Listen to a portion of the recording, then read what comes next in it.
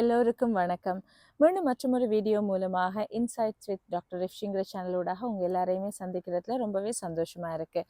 இன்றைக்கி நாங்கள் பார்க்க போகிற இன்சைட் என்னென்னா, உங்கள் கேள்விகள்லேருந்து நீங்கள் கமெண்ட்டில் தெரிவித்த கேள்விகள் மற்றும் உங்களோட நீங்கள் எனக்கு இன்பாக்ஸ் பண்ணியிருந்த கொஷின்ஸ்லேருந்து ஒரு கேள்வியை தெரிவு செய்து அது இன்சைட்டாக இன்றைக்கி கொடுக்கலாம் அப்படின்னு நினச்சிட்ருக்கேன். இந்த கேள்வி என்னன்னு சொன்னால், நாங்கள் இதுக்கு முதல் வீடியோலலாம் பார்த்துருப்போம், குழந்தைகள் பேசுகிறதுல நார்மல் பேட்டர்ன் என்ன, அல்லது அதில் ஸ்பீச் டிலே ஒன்று இருந்தால் அதை எப்படி கையாளுறது அப்படின்னு பார்த்துருப்போம். குழந்தைகள் திக்கி பேசுகிறது, திக்கி திக்கி பேசுகிறது, அதுக்கு என்ன காரணங்கள், அதை எப்படி கையாளலாம், அதுக்கு என்ன மாதிரியான உதவிகளை பெற்றுக்கொள்ளலாம் அப்படிங்கிறத பற்றி இந்த வீடியோவில் பேசலாம் அப்படின்னு சொல்லி நினச்சிருக்கேன். பொதுவாகவே குழந்தைகள் பேச ஆரம்பித்து அவங்களோட பேச்சு ஒரு கிளியரான ஸ்டேட் வர வரைக்கும் குழந்தைகள் மழலைத்தனமான பேச்சு மற்றும் திக்கி திக்கி பேசுறதுங்கிறது சாதாரணமாகவே இருக்கக்கூடிய ஒரு விஷயம். ஆனால் சில குழந்தைகளை நீங்கள் பார்த்தீங்கன்னு சொன்னால் அவங்க பேசுகிற நேரம், அதாவது அவங்க பேசி ஒரு சொல்லுக்கும் அடுத்த சொல்லுக்கும் இடையில ரொம்பவே ஸ்ட்ரகிள் பண்ணி பேசுவாங்க. அவங்க அதை ஒரு இன்டரப்ஷன் சொல்லுவோம், நிறுத்தி நிறுத்தி பேசுவாங்க. ஒரு சொல்லை எடுத்து பிள்ளை பேச நினைக்கும், பேசுறதுக்கு வந்துடும், ஆனால் அந்த சொல் பேச முடியாமல் இடையில டிஸ்ட்ரப்ட் ஆகிக்கொண்டே இருக்கும்.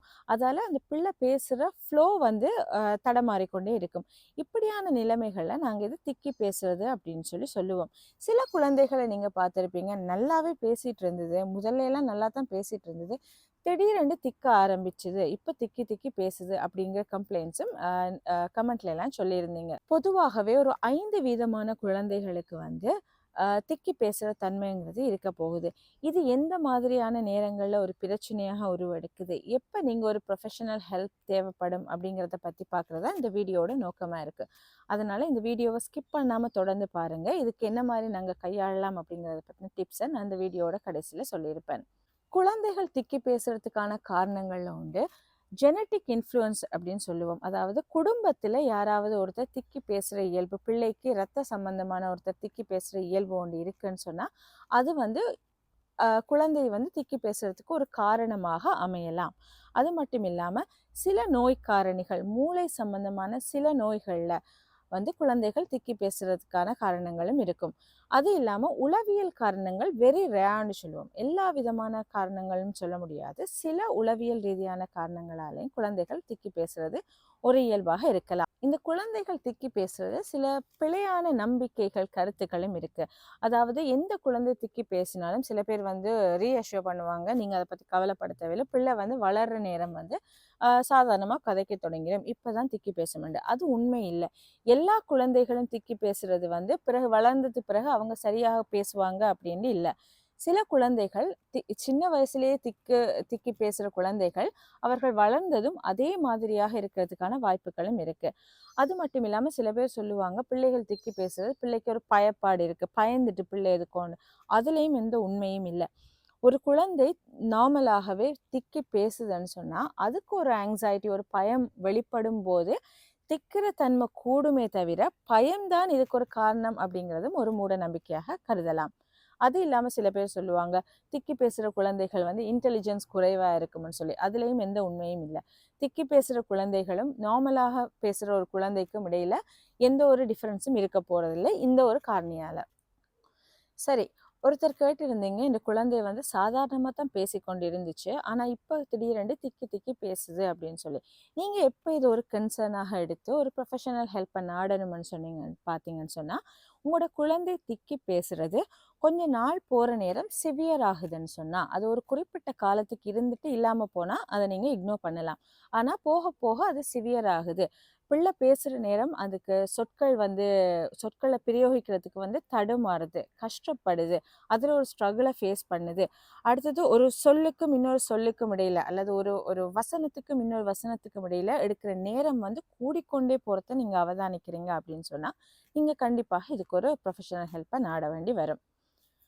அது மட்டும் இல்லாமல் சில குழந்தைகள் திக்கி பேசும்போது நீங்கள் பார்ப்பீங்க, ரொம்பவே ஃபிசிக்கலாக ஸ்ட்ரகிள் பண்ணுவாங்க, முகம் எல்லாம் சிவத்து போயிருக்கும், பிள்ளை கஷ்டப்படுறது எங்களுக்கு விடங்கும், உடம்பு ஒரு ஸ்டிஃப் ஆன மாதிரி, கைகளை முட்டிகளை இப்படி மடக்கி கொள்ளுவாங்க, இந்த மாதிரி ஒரு கஷ்டப்பட்டு ஸ்ட்ரெயின் பண்ணி பேசுவாங்க. அடுத்தது அவங்களால ஒரு ஃப்ரஸ்ட்ரேஷன், ஒரு கோபம் வரும், அழுக வரும், ஆத்திரம் வரும். இந்த மாதிரி சந்தர்ப்பங்கள்லையும் நீங்கள் உடனடியாக ப்ரொஃபஷனல் ஹெல்ப்பை நாட வேண்டி வரும்.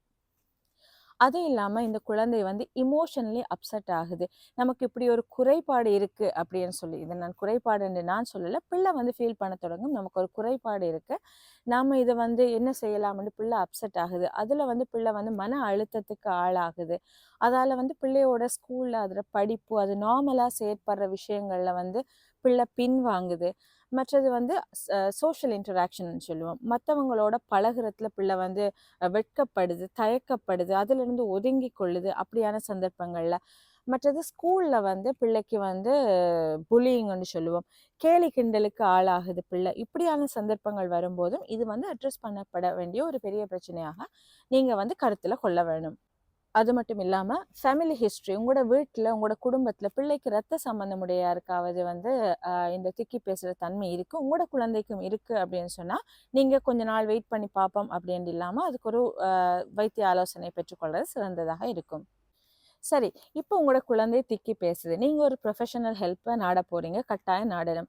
அதுக்கு முதல்ல நீங்க வந்து வீட்ல நீங்க அந்த குழந்தைக்கு எப்படி ஒரு சப்போர்ட்ட தரலாம்? என்னென்ன மாதிரி அந்த குழந்தையோட பேச்ச வந்து நீங்க அந்த பிள்ளைக்கு ஹெல்ப் பண்ணலாம் அப்படிங்கிறத பத்தி நாங்க பார்க்கலாம். பெற்றோர் பாதுகாவலர்கள் இந்த குழந்தையோட பேசும்போது சில பேர் வந்து குழந்தைய அவசரப்படுத்துறத பார்த்திருப்போம். அதாவது பிள்ளை வந்து ஒரு விஷயத்த திக்கி திக்கி சொல்லும்போது, ஓகே நீ இதைத்தானே சொல்ல வர, ஓகே எனக்கு விளங்கிட்டு அப்படின்னு சொல்லி அவசரப்படுத்துறோம். அப்படி இல்லாம அந்த பிள்ளை திக்கி திக்கியாவது அந்த வசனத்தை கம்ப்ளீட் பண்ண வரைக்கும் நாங்க விடணும். ஒரு குழந்தை இப்ப ஓகே தண்ணி தாங்கன்னு கேட்க போகுது ஒரு குழந்தை, அதுக்கு ஸ்ட்ரகிள் பண்ணுது, தண்ணிங்கிறதுக்கு திக்குதுன்னு சொன்னா உங்களுக்கு விளங்கிட்டு தண்ணி தான் கேட்குது பிள்ளைன்ட்டு சில பெற்றோர்கள் டக்குன்னு அதை எடுத்து கொடுப்பீங்க. அப்படி செய்யக்கூடாது. நீங்க வந்து அந்த பிள்ளை அந்த வசனத்தை கம்ப்ளீட் பண்ணி அந்த உங்கள்ட்ட கேட்குற அந்த இந்த ரிக்வெஸ்ட்டை உங்கள்ட்ட கேட்க வந்ததை அந்த சொல்லி முடிக்கும் வரைக்கும் பெற்றோர்கள் ரொம்பவே பொறுமையா இருக்கணும். அப்படி பிள்ளை சொல்லி முடிச்சது பிறகு வந்து அந்த பிள்ளைக்கு வந்து நீங்க ஒரு கிளாப் பண்ணி அந்த வயசுக்கு ஏற்ற மாதிரி, சின்ன பிள்ளைன்னா நீங்க கிளாப் பண்ணலாம், அல்லது பெரிய பிள்ளைன்னு சொன்னா வந்து நீங்க பாராட்டி சொல்லலாம் அந்த பிள்ளைக்கு. ஓ வெரி குட், நீங்க வந்து அந்த வசனத்தை கம்ப்ளீட் பண்ணிட்டீங்க பாத்தீங்களா, உங்களால ஃபுல்லா சொல்ல முடிஞ்சது பாத்தீங்களா அப்படின்னு சொல்லி அந்த பிள்ளைக்கு பாராட்டி பேசுறதும் அந்த பிள்ளைக்கு ஒரு கான்ஃபிடென்ஸை கொடுக்கும்.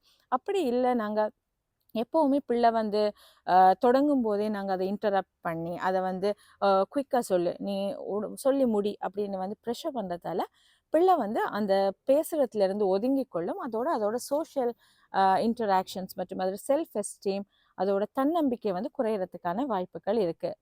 அடுத்தது பேரண்ட்ஸ் நாம பேசுற நேரம் கிளியரான சின்ன சின்ன வசனங்கள் பேசணும். நாம கோர்வையா பேசி பிள்ளை வந்து அதை திருப்பி சொல்லணும்னு நாங்க எதிர்பார்க்க கூடாது. ஏன்னா பிள்ளைகள், சின்ன பிள்ளைகள் 4-5 வயது பிள்ளைகள் வந்து நாம சொல்றதை அப்படியே இமிட்டேட் பண்ணும். அந்த மிமிக் பண்றோம்னு சொல்லுவோம். ஸோ நாம வந்து சின்ன சின்ன வசனங்கள்ல, சின்ன சின்ன இலகுவான சொற்கள்ல வந்து பேசி வந்து பிள்ளைகளுக்கு பழக்கிறது ஒரு ஒரு உகந்த உத்தியாக இருக்கும். இன்னொரு பயனுள்ள டிப் என்னன்னு சொன்னா, நாங்க குழந்தைகளுக்கு மூச்சு பயிற்சியை சொல்லிக் கொடுக்கிறது. திக்கி பேசுற குழந்தைகளுக்கு நாங்க சொல்லலாம், ஆழ்ந்த மூச்சு எடுத்து பேச ஆரம்பிக்க முதல்ல ஒரு ஆழ்ந்த மூச்சு, டீப் பிரெத்ன்னு சொல்லுவோம். ஆழ்ந்த மூச்சு எடுத்து அதுக்கு பிறகு நீங்க பேசும்போது அந்த மூச்சு வந்து நீங்க வெளிவிடுற சுவாசம் வந்து ஆம், பேச தொடங்கினது பிறகு மெதுவாக இருக்கணும். முதல்ல நல்ல ஆழ்ந்த மூச்சு எடுத்துட்டு பிறகு நீங்க கதைக்க தொடங்குற நேரம் வந்து மெல்ல எக்ஸ்ஹேல் பண்ணணும். வெளிவர சுவாசம் மெல்லவா இருக்கணும். இது ஒரு பயிற்சியாவே பிள்ளைகளுக்கு கொண்டு வந்து அவங்க ஏதாவது பேசி பார்க்குற நேரம் கண்ணாடிக்கு முன்னாடி இருந்து இதை மாதிரி ப்ராக்டிஸாகவே செய்யுங்க அப்படின்னு சொல்லி கொடுக்கறது வந்து உகந்த ஒரு டிப்பாக இருக்கும். இது ரொம்ப சின்ன பிள்ளைகளுக்கு கஷ்டம். 4-5 வயது பிள்ளைகளுக்கு கொஞ்சம் கஷ்டமா இருக்கும். 7-8 வயது பிள்ளைகள் வந்து இந்த டெக்னிக்கை பிடிச்சு கொண்டாங்கன்னு சொன்னா அவங்க தொடர்ந்து அதை கடைபிடிச்சு கொண்டு வருவாங்க. அடுத்தது நீங்க குழந்தைகள் வெளி நபர்களோட, நண்பர்களோட, ஆசிரியர்களோட பேசணும், நல்லா தெளிவா பேசணும்னு ஆசைப்படுறீங்கன்டா, நீங்க உங்களோட வீட்ல வந்து குழந்தைகளோட பேசுற நேரத்தை கூட்டிக் கொள்ளணும். ஏன்னா பிள்ளைகள் வந்து வீட்டு சூழல்ல தாய் தகப்பன் சகோதரர்களோட தான் தயக்கம் இல்லாம பேசுவாங்க. நம்ம திக்கினாலும் பரவாயில்லைன்னு சொல்லி பேசுவாங்க. வெளி நபர்களோட பேசுறப்போ ஒரு தயக்கமோடு ஒரு ஒரு அந்தரம்னு சொல்லுவோம், ஹெசிடேஷன் வந்து கட்டாயம் இருக்கும். ஸோ நீங்க வீட்டில் வந்து பிள்ளைகளோட பேசுகிற நேரத்தை கூட்டிக் கொண்டு பிள்ளைகளுக்கு பழக்கணும்.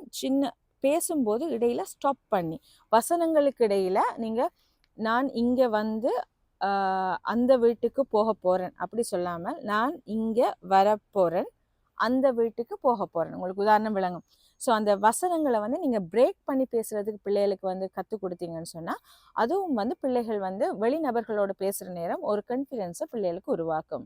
மற்றது எப்போவுமே பிள்ளைகளுக்கு பாசிட்டிவான எண்ணங்களை விதைக்கிறது நம்மளோட கடமையாக இருக்க போகுது. சில பிள்ளைகள், பெரும்பாலான பிள்ளைகள், திக்கி பேசுகிற பிள்ளைகள் என்ன சொல்ல போகுது, நான் என்னோட பேச்சு சரியில்லை, நான் பேசுகிறதுக்கு உகந்தவன் அல்ல, என்னால் பேச முடியலை, நான் இப்படி பேசுகிறது அந்தரமாக இருக்குது அப்படிங்கிற வசனங்கள் தான் இந்த பிள்ளை வந்து யோசிக்கும். அந்த யோசனை வந்து பிள்ளைகள் எப்படி வெளிப்படும்னு சொன்னால், நான் பேசினாலே திக்குவேன், நான் திக்கித்தான் பேச போகிறேன், என்னால் நார்மலாக பேச முடியாது அப்படிங்கிற ஒரு நெகட்டிவ் தாட் வந்து பிள்ளைக்கு வரும். அதை நாங்கள் அடிக்கடி சொல்லலாம், இட்ஸ் ஓகே, திக்கி பேசுறது ஒரு பிரச்சனை இல்லை. நீங்கள் பேசுறதுக்கும் உங்களோட மூளைக்கும் உங்களோட அறிவுக்கும் ஆற்றலுக்கும் எந்த சம்பந்தமுமே இல்லை. நீங்கள் திக்கி பேசுறதுக்கும் நீங்கள் கெட்டிக்கார ஒரு ஆள் தான், உங்களால் எல்லாமே முடியும். திக்கி பேசுறதும் நீங்கள் பேசுறதுல ஒரு பேட்டர்ன், நீங்கள் ஒரு வே ஆஃப் டாக்கிங், அது எந்த பிரச்சனையும் இல்லைங்கிறத நீங்கள் ரீஅஷ்யூர் பண்ணி கொண்டே இருந்தீங்கன்னா பிள்ளை அதை நார்மலைஸ் பண்ணும். ஓகே, எந்த பேச்சு இப்படித்தான், நான் இப்படித்தான் பேசுகிறேன் அப்படிங்கிறத பிள்ளை நார்மலைஸ் பண்ணும். இது பிள்ளைக்கு ஒரு செல்ஃப் கான்ஃபிடென்ஸை பில்ட் பண்ணும். இந்த செல்ஃப் கான்ஃபிடென்ஸ் பில்ட் ஆகிற நேரம் நீங்கள் ப்ரொஃபஷனல் ஹெல்ப் கொண்ட நாடினீங்கன்னு சொன்னால், அதுவும் இந்த செல்ஃப் கான்ஃபிடென்ஸ் இருக்கிற குழந்தைக்கு வந்து ஒரு இம்ப்ரூவ்மெண்ட்டை கொடுக்கறதுக்கு ஒரு வாய்ப்பாக இருக்கும். சரி, நீங்கள் என்ன மாதிரியான உதவிகளை இந்த திக்கி பேசுகிற பிள்ளைகளுக்கு நாடலாம்னா, ஒரு குழந்தை நல நிபுணர், ஒரு பீடியாட்ரிஷனை நீங்கள் கன்சல்ட் பண்ணீங்கன்னு சொன்னால், வேறு எந்த காரணங்களும் அந்த குழந்தைக்கு இல்லை அப்படின்னு சொல்லி அவங்க ரூல் அவுட் பண்ணிட்டாங்கன்னு சொன்னால், நீங்கள் வந்து ஒரு ஸ்பீச் அண்ட் லாங்குவேஜ் தெரபிஸ்ட்டை ரெஃபர் பண்ணப்படுவீங்க உங்களோட குழந்தை. ஸோ ஒரு ஸ்பீச் அண்ட் லாங்குவேஜ் தெரபிஸ்ட் வந்து உங்களோட குழந்தைக்கு, இப்போ நான் சொன்னதெல்லாம் பொதுவான ஒரு கருத்துக்கள், ஆனால் உங்களோட குழந்தையில பிரச்சனை என்னங்கிறத ஆராய்ந்து உங்களோட குழந்தைக்கு எது சரி, என்ன மாதிரியான டெக்னிக்ஸ் வந்து அதில் வயதுக்கு ஏற்பவும் அதில் அபிலிட்டிக்கு ஏற்பவும் வந்து பொருத்தமாக இருக்கும் அப்படிங்கிறத பார்த்து உங்களுக்கு ஒரு பிளான் தருவாங்க. ஸ்பீச் அண்ட் லாங்குவேஜ் தெரபிஸ்ட் உங்களுக்கு தர இந்த பிளானை நீங்கள் கடைபிடிக்கிறது மூலமாக உங்களோட குழந்தையில திக்கி பேசுகிற பிரச்சனையிலிருந்து நீங்கள் தவிர்த்து கொள்ளலாம். பிள்ளை வந்து வளரும் போது சாதாரணமாக நார்மல் ஃப்ளோவில் பேசுகிறதுக்கு நீங்கள் உதவி செய்யலாம். இந்த வீடியோ கண்டிப்பாக உங்களுக்கு பிரயோசனமாக இருந்திருக்கும் அப்படின்னு நம்புகிறேன். உங்களுக்கும் உங்களோட அன்றாட வாழ்க்கையில் ஏற்படுற பிரச்சனைகள், குழந்தைகள் சம்பந்தமான பிரச்சனைகள், உளவியல் தாக்கங்கள் சம்பந்தமான ஏதாவது இஷ்யூஸ் இருக்குமென்னு சொன்னால், நீங்கள் கமெண்ட்லேயோ அல்லது டிஸ்கிரிப்ஷனில் கொடுத்துருக்கிற இமெயிலுக்கு இமெயில் பண்ணுறது மூலமாகவோ, இனி வரும் நாட்களில் வர வீடியோக்களில் அந்த கருத்துக்களையும் எடுத்துக்கொண்டு அதற்கு ஏற்ற, அந்த சந்தேகங்களுக்கு ஏற்ற விளக்கம் தரலாம் அப்படிங்கிறதுல நம்பிக்கையாக இருக்கேன். மீண்டும் மற்றொரு வீடியோ வாயிலாக இன்னும் ஒரு தெளிவூட்டலுடன் உங்களை சந்திக்கும் வரையிலும் உங்களிடமிருந்து விடைபெறுகிறேன். நன்றி, வணக்கம்.